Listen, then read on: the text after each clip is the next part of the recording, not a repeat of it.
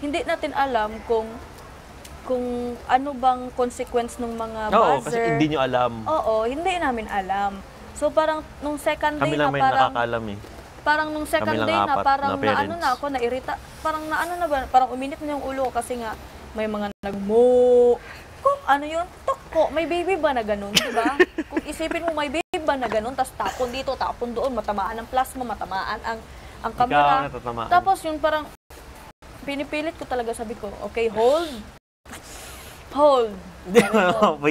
Kaya lumayo ako doon. Pumunta ko dito sa gilid. Sabi ko, ingay. Natutulog ako ba? Tapos maingay na masyado, sabay-sabay na. Hindi ko na talaga nakaya. Pero pagapang yung walkout mo, no? Sumigaw na talaga ko. Hindi siya nag-walkout, nagtulog siya. Sumigaw na ako nun. Sabi ko, ano sabi ko? Ang ingay nyo! Oh, ang ingay nyo! Kasi sobrang Feeling ko malakas masyado yun. Lakas yun.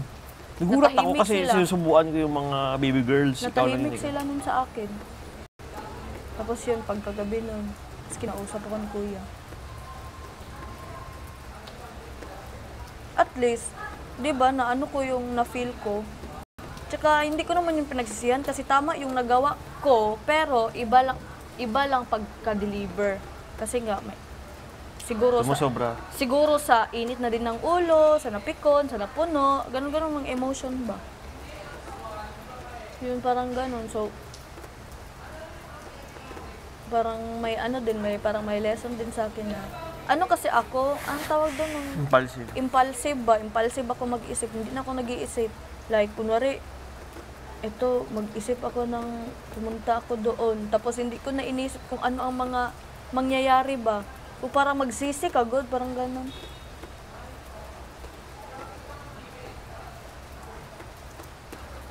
Yun din, akin.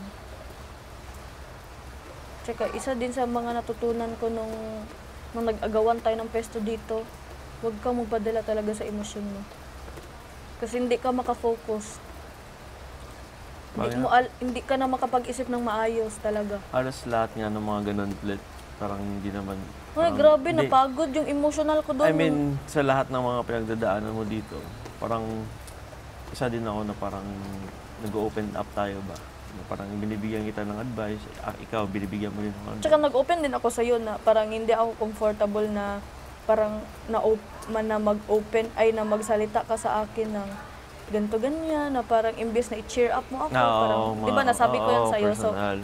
Kami ni JM. Tapos yun, parang na-realize ko na kailangan din mo pala ko din makinig. pala na tumanggap ng mga criticism. Tsaka in-open up ko din yun kay kuya. Criticism? Mga constructive criticism. Oo. Na parang para sa sarili niya na... Parang advice? Advice. Advice. Minsan kasi, kapag nasisermonan tayo o napagsabihan, siyempre may pride pa tayo niyan eh. Di ba? Hindi pa tayo makikinig. Pero ma-realize mo pala na... pag sinabihan ako, pag malala na yung ginawa ko. Oo. Pag irita ka sa akin, ganun.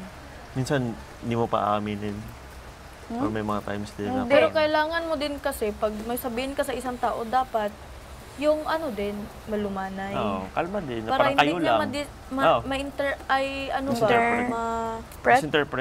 misinterpret yung sasabihin mo ba. Pero kung malumanay naman yung pagkasabi mo, tapos yung taong sinabihin mo, hindi pa din marunong sa kanya na yan. Ikaw na ang mag-take nun. Basta sinabihan kita kasi nga, concern lang. Ayaw ko pang may ibang magalit sa'yo. Parang yung gano'n na lang ang isipin. Ayaw ko kasi na parang kapag may issue kami sa isa't isa, for example, general naman to.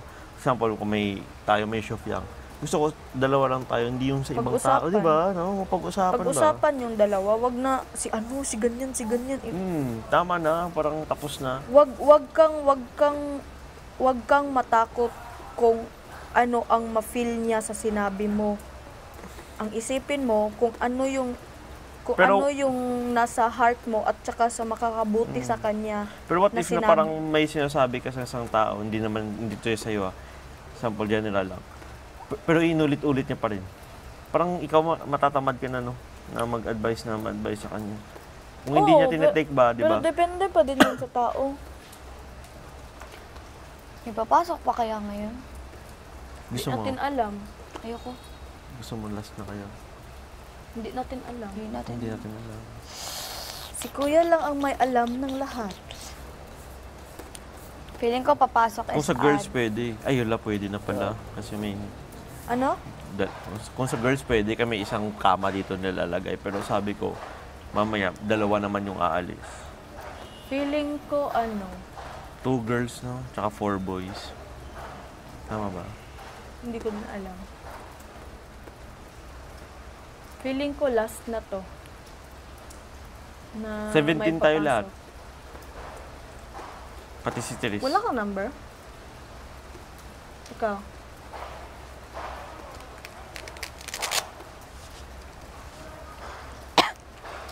Wala. 17. Oh, 17? Ba't may number ko? May number Meron yan, kayo, oy. 16 ka, no? Ay, wala. Wala.